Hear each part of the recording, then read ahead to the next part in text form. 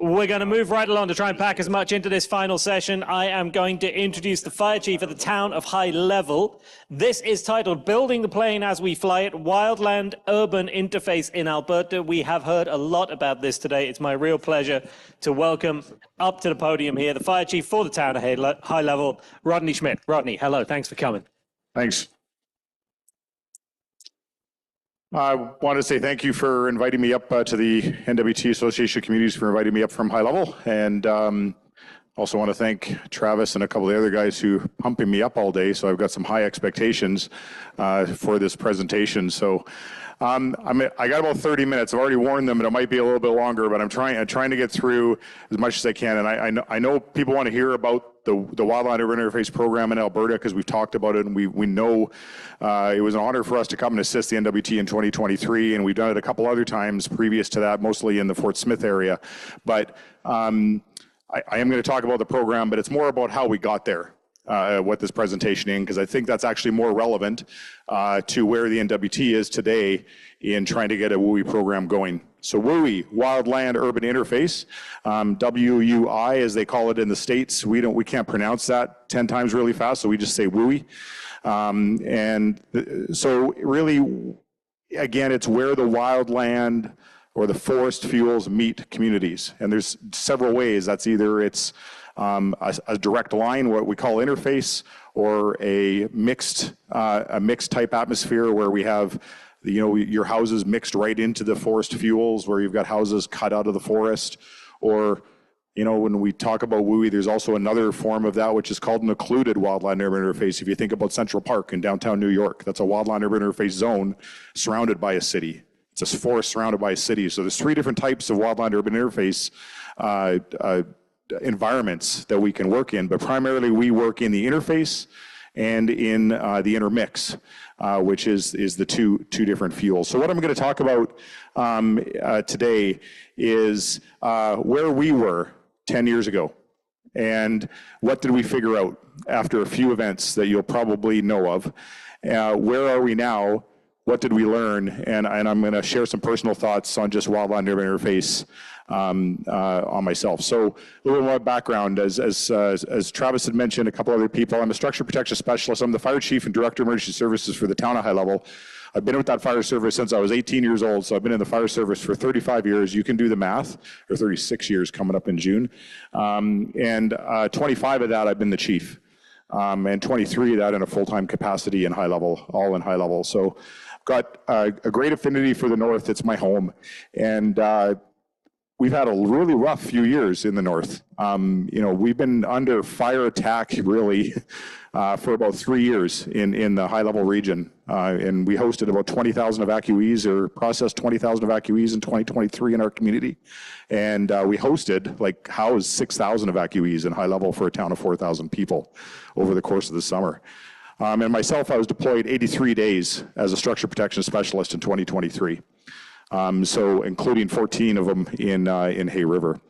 So busy a place. And what a structure protection specialist does in the Alberta WUI program is marry wildland and structure together. We're the kind of glue piece that makes the two organizations work together. So we call ourselves bilingual. I can talk wildland as well as I can talk structural. And when we bridge that gap between the structure guys and the wildland guys. And that's my primary job. Yes, we cover tactics and strategies, and we figure out how to set things up, and we make task forces and strike teams and divisions and all these other things. We have that training, but our biggest job is to make sure that the structure guys know what's going on in the wildland, and the wildland guys know what's going on in the structure, and we make everything symbiotic, that they work together. And that's our job as a structure protection specialist.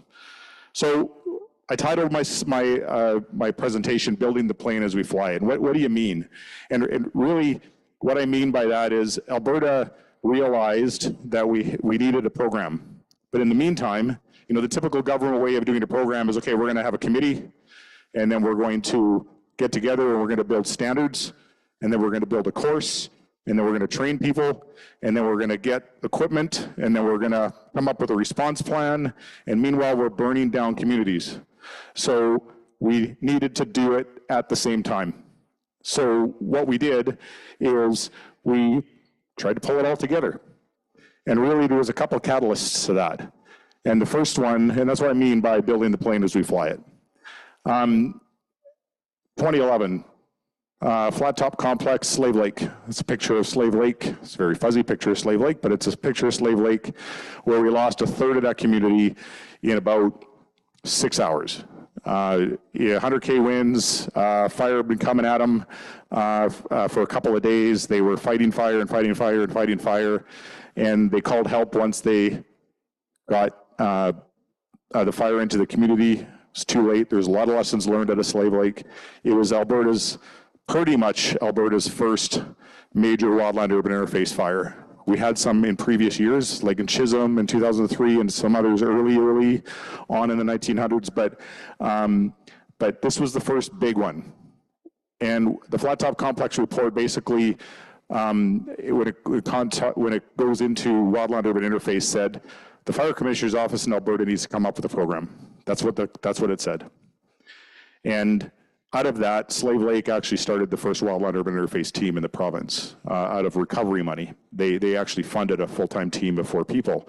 And it's actually where kind of the initial concept came from. So in between that, up until 2016, we had a bunch of different wildland urban interface fires on smaller scales, and communities started building sprinkler trailers and responding just on their own based on calls from either the province or other municipalities, and just very haphazard, kind of helping each other out as it goes. And then this happened, 2016. So 2016, the Horse River wildfire, which burned down 2,200 structures in Fort McMurray, a $10 billion loss to the province.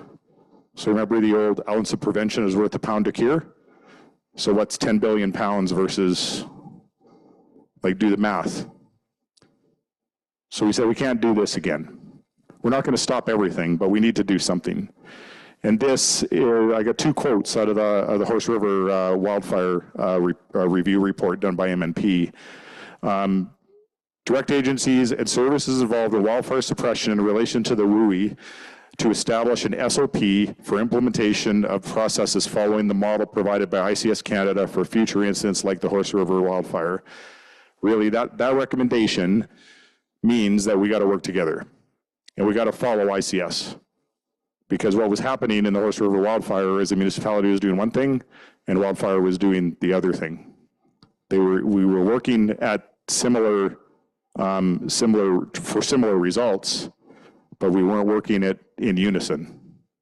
So there was actually cases where we had to ground air tankers because the city was flying helicopters into space. So those types of things were happening because they weren't coordinated. So this is from the Horse River report as well. In the opinion of the review team, the connection between Alberta Forestry Organization and the municipal resources never achieved unified command as described by ICS Canada. Connections of Alberta Forestry within the Regional Emergency Operations Center were informal adjustments of the system. The urban firefighting resources were not connected within the AF Incident Command Organization, which really means, as I said before, they were working at opposite pieces. They were working in opposite directions. And this was the wake-up call for Alberta.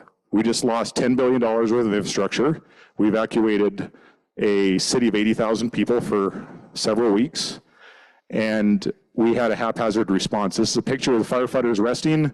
We had no food for the structural firefighters. They were breaking into stores to try and feed themselves for the first 4 days of the incident because we had no place to sleep them.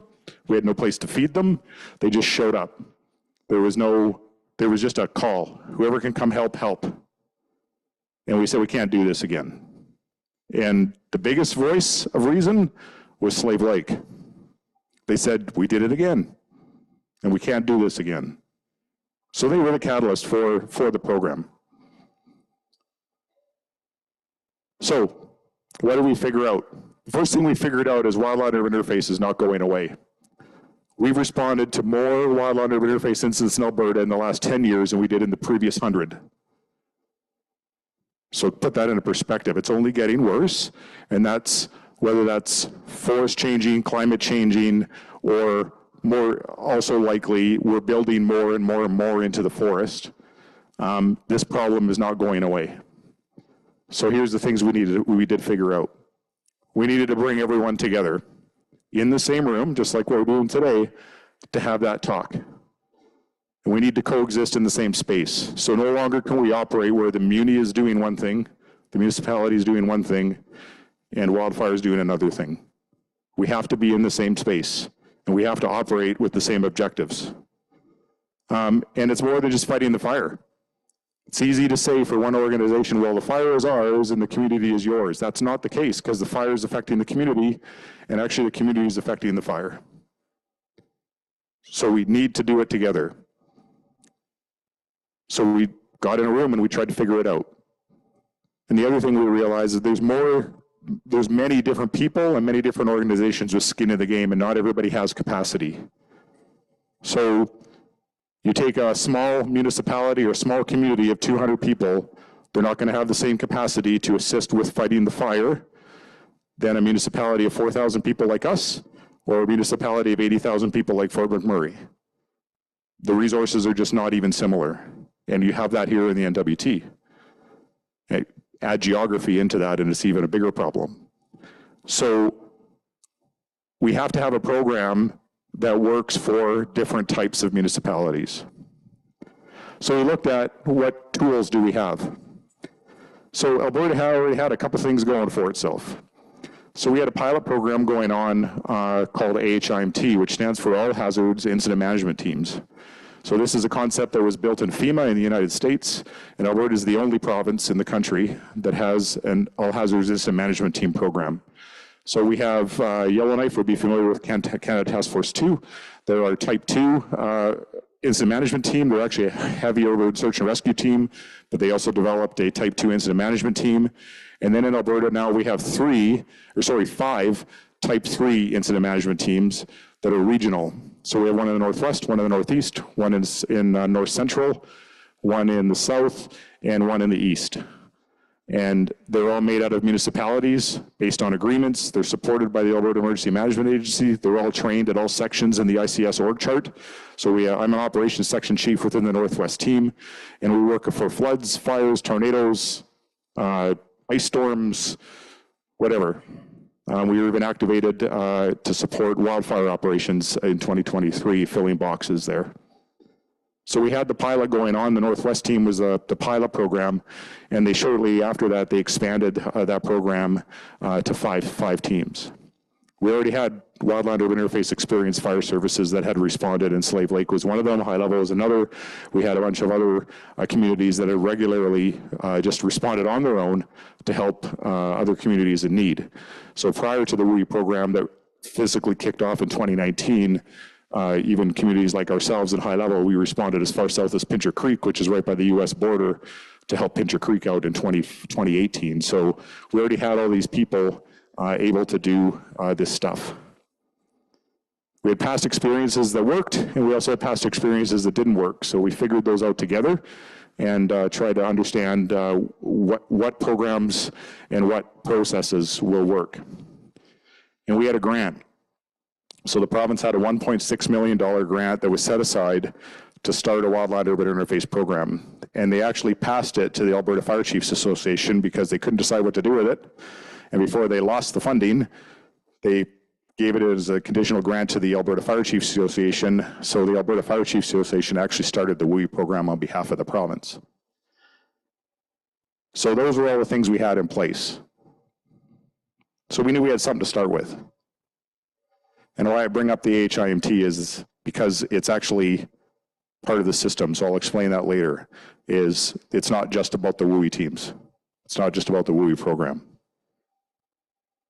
So in 2019, we finally got our heads together. We grabbed a whole bunch of people, Alberta Emergency Management Agency, Alberta Wildfire, the AHIMTs, Canada Task Force 2, it's some municipal directors of emergency management, and we had some municipal fire chiefs from across the province all get together at the Hinton Training Center, which is a wildfire training center for Alberta Wildfire. And we spent 3 or 4 days there beating our heads against a wall trying to come up with a construct that worked for Wildland Urban Interface response in Alberta. And that's one of the scenarios we came up with. So scenario 2, day shift. So what we did is we set up mock incidents on different communities with different sizes, different resources, and different geography. And we said, how would we respond to them? And we put everybody in the same room. And we figured it out. And we drew org charts on whiteboards, and we talked about it, and we debriefed them. And we did that for 3 days. And came up with what we called, we at first called it the Unified Command Response Guidelines. And now we call it the Coordinated Response document. Because not everybody can go into Unified Command. If you have no resources to go into Unified Command, you can't always go into Unified Command. So we provide an agency rep, and we parachute the HIMTs in to help you with Unified Command. And that's how we work it.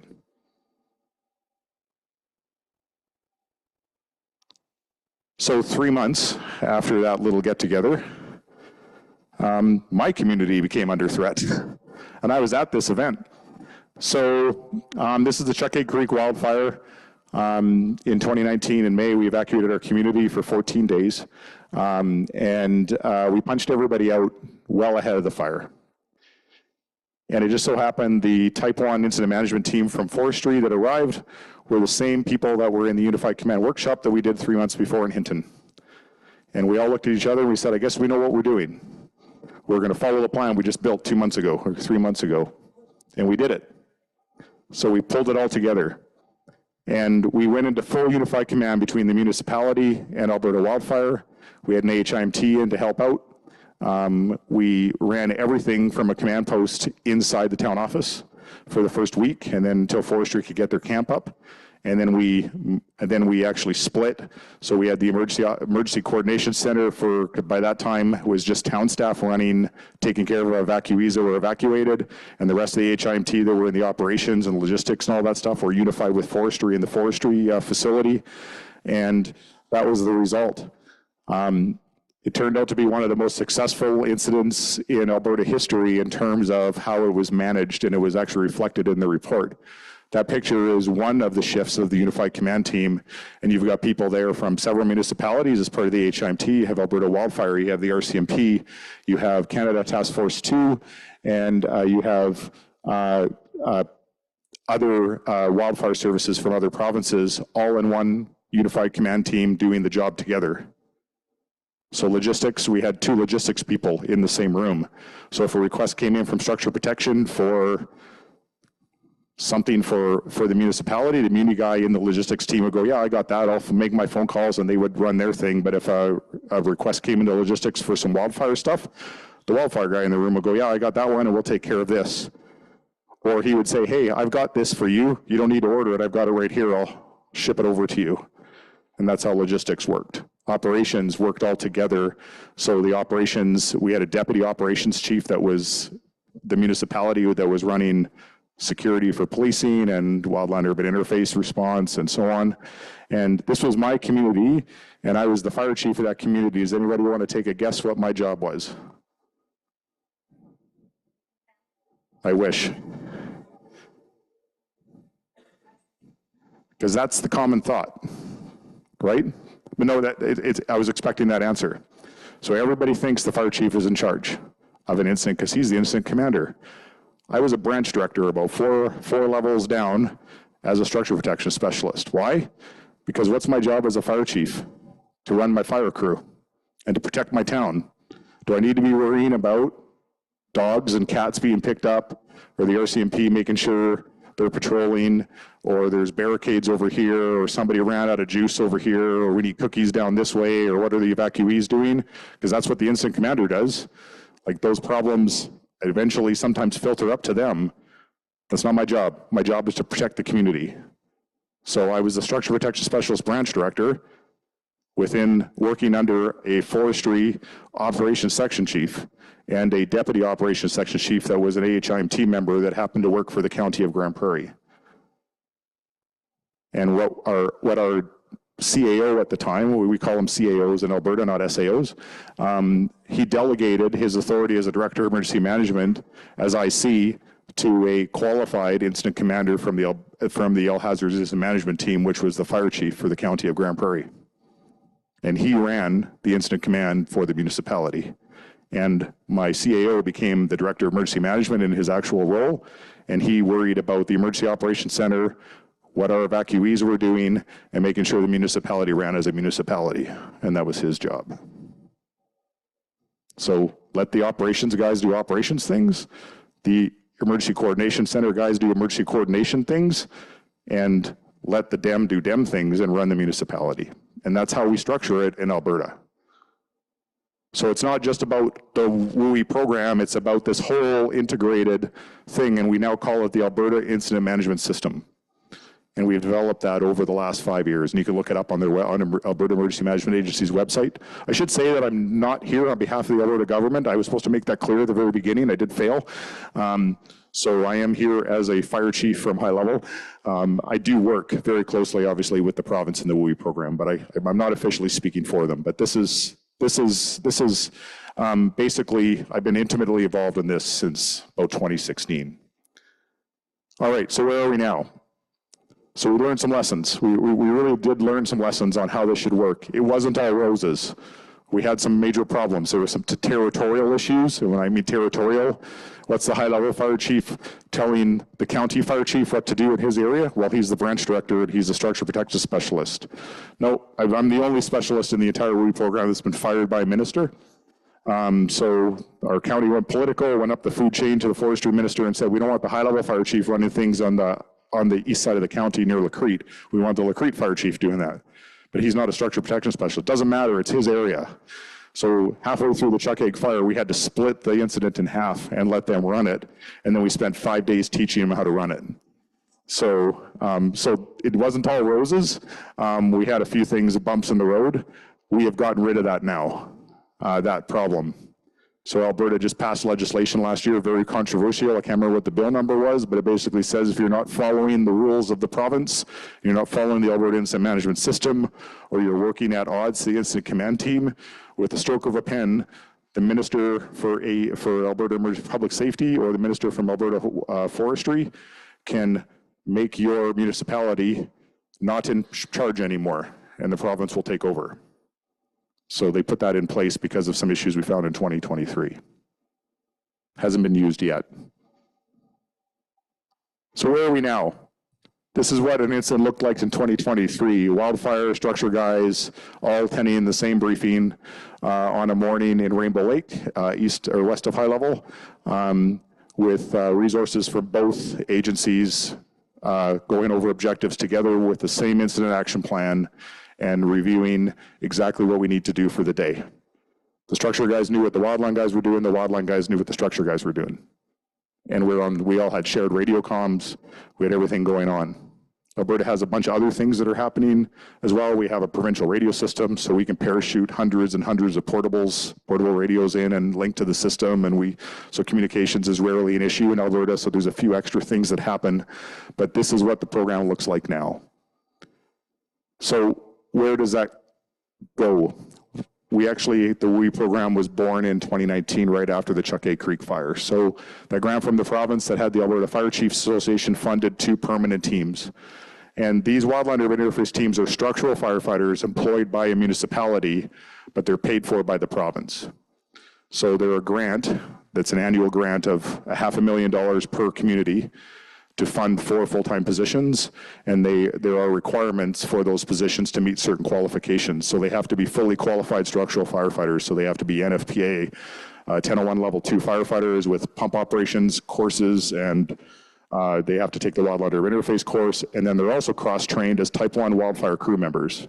So forestry puts them through the training. So this is a picture of my captain, just finished or getting ready to do a hover entry off a dock in Fort Chipewyan as they sprinklered a remote cabin off the river. That's the type of work my teams do. They're highly specialized. My team did 60 hover exit and entries in 2022 in Fort Chip, protecting remote cabins, including a rescue of a family of 2 plus a dog off a cliff. That's the level of expertise that my WUI teams have.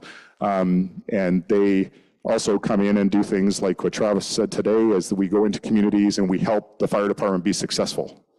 That's their job.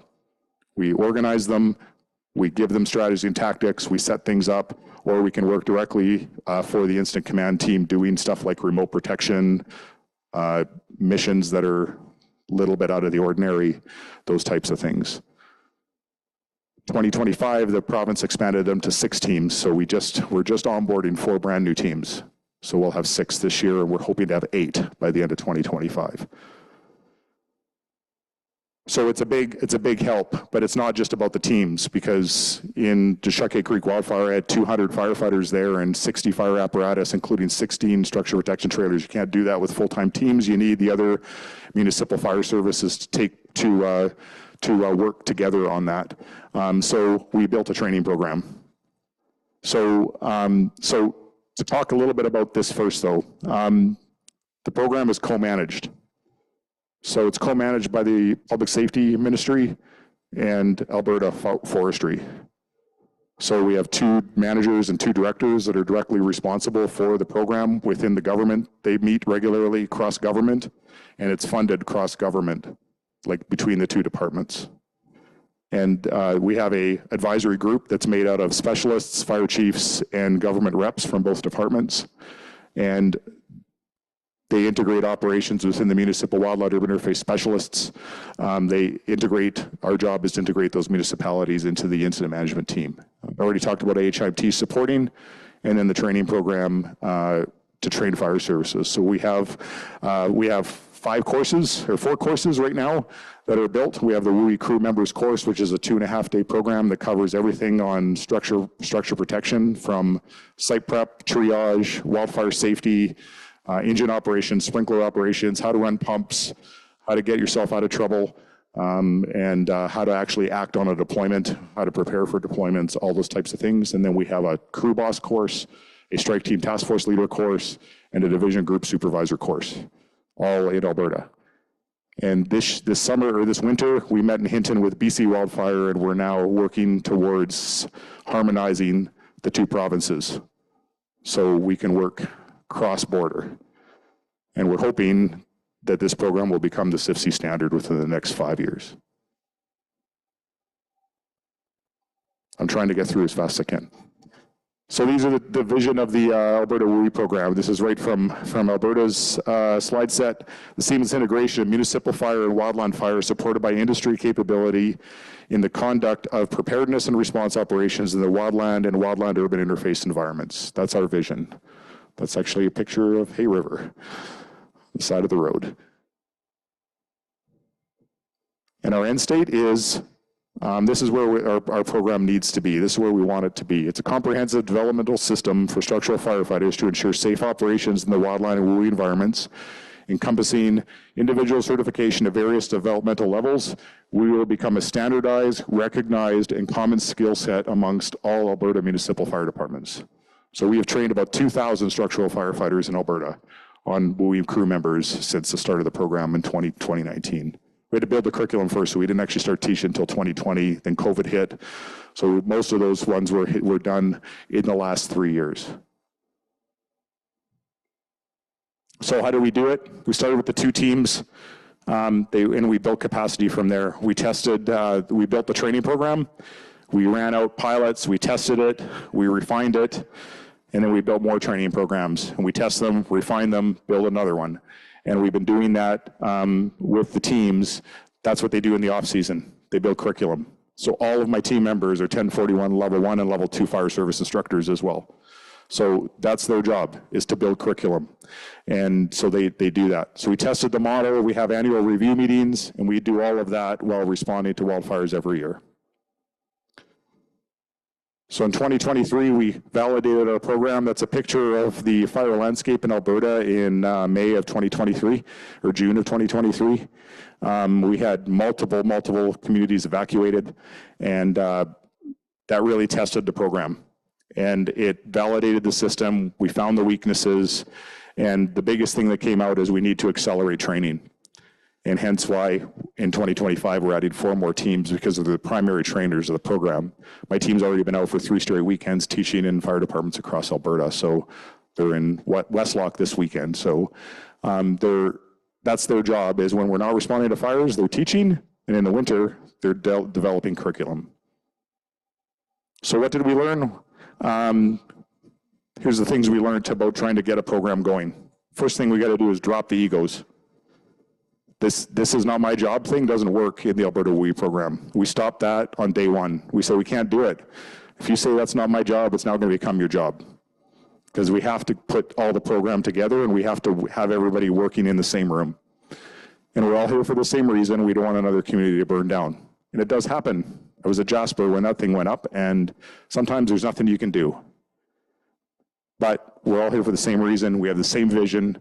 We complement each other. We don't bring each other down, and we communicate. I can walk into any incident management team system, and I did it in NWT, and we instantly know because we're talking the same language and we can work together. And that's the aim of the program. So we know most of our Type 1 teams by name now. We know all of the guys that work there, and even we run into the same Ontario teams every year, and NWT, like we run into all these guys. So it's just it's getting to be a well-oiled machine. We're never going to get it right on the first round, and the biggest one is we can't let politics get in the way of success. We have to work together and put the politics aside and make the program work. So I know I'm 2 minutes over. Last slide, except the thank you slide. So here's some personal thoughts as a fire chief who's been doing this for a little while. This is a picture of the crew on the Chuckay Creek wildfire before the WE program was actually a program, but we just did a little thank you thing. And personal story, and I think I shared this in one of the WE courses I did when we were in Hay River, is personal as a fire chief. You can get, if you're a fire chief that's involved in a wildland urban interface incident, and you've got all these resources coming in, and you've got what feels like the weight of the world on your shoulders, don't forget about your crew. Because I did that. I got so wrapped up the first 3 or 4 days, I all of a sudden said to my deputy chief at the time, I says, you know, we haven't even had a meeting with our own crew yet. We had our initial meeting when things were rolling, and we talked to them when we evacuated. But 3 days after the evacuation, we were just so busy setting things up and running things and doing things. So I actually pulled my crew together in a gazebo in the park behind the fire hall, and I asked my crew, how you guys doing? And 3 of them, big guys, 3 of them started to cry. Said, I haven't talked to my family in 3 days because there's been no power in high level. And I said, we got to fix that. And it was just kind of, as a fire chief, it was like you felt like you failed. And if I can give you one piece of advice, is don't forget about your crew. Because we talked about the mental health thing, and it's really, really difficult. Think about the community first. Every decision we make on an incident is about the community.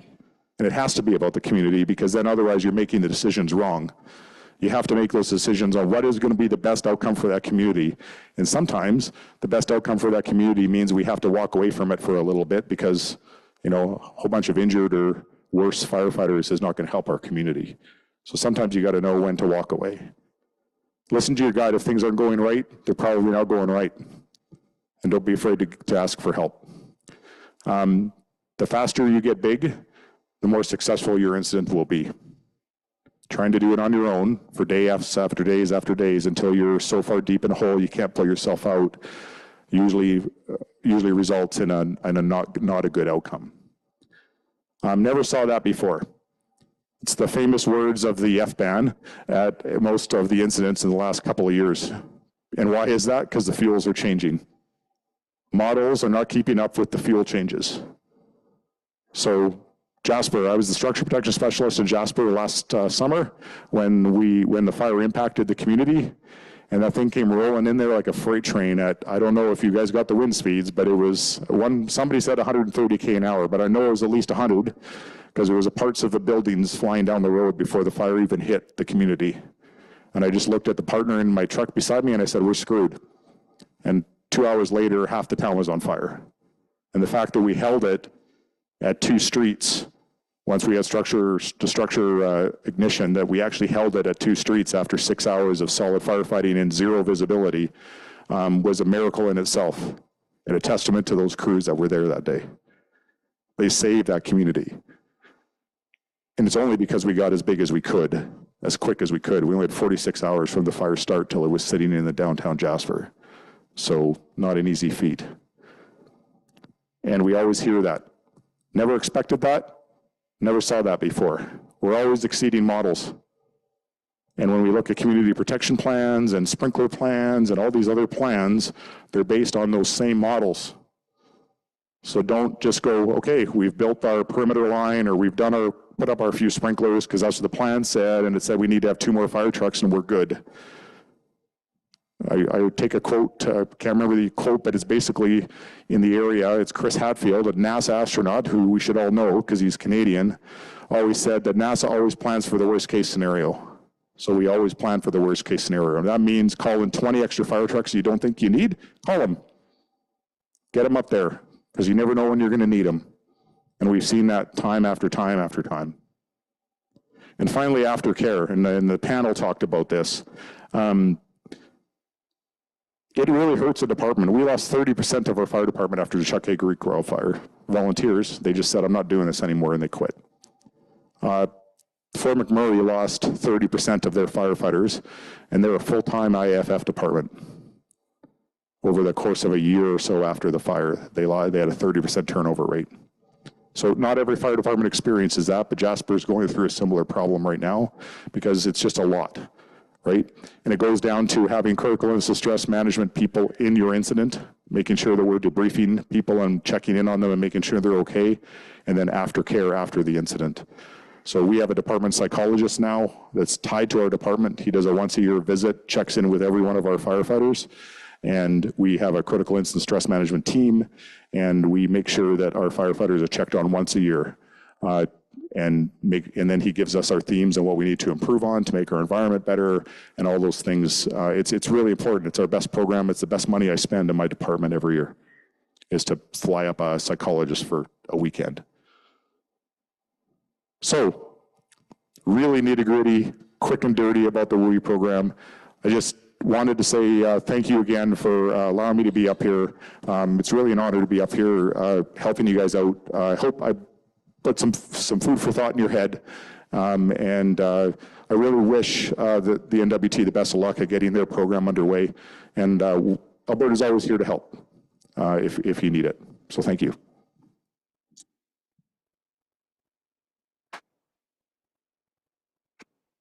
Do we have any questions in the room for Rodney? Anyone want to ask anything here? We got maybe a couple minutes just to squeeze something in if someone does want to ask one.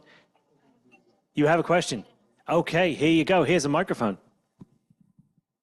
Just because we spent so much time thinking about how to put all these things together for them to make sense for very, very small communities that are so, Rodney, I mean, what you've described is incredible. And I know you have small communities in Alberta. I'm not saying you don't.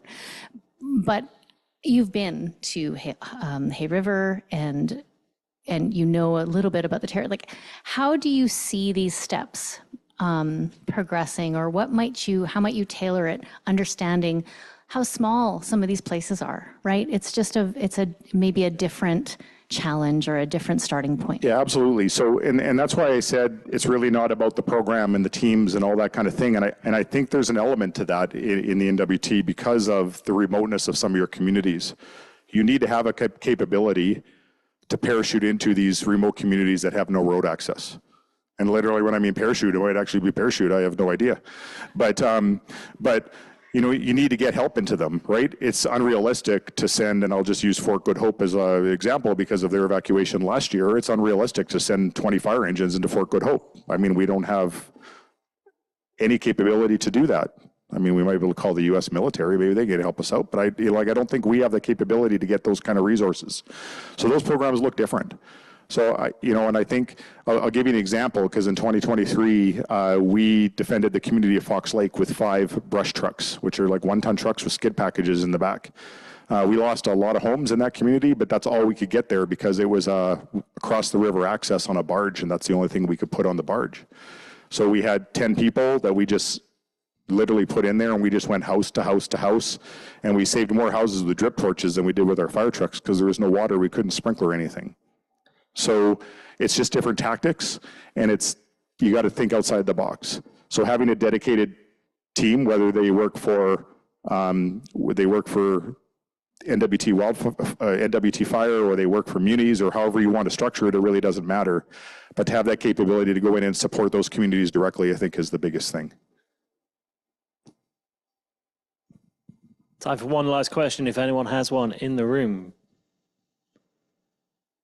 I think we'll leave it there. Rodney, thank you so much. Can we have one more huge round of applause for all of that? Thank you so much.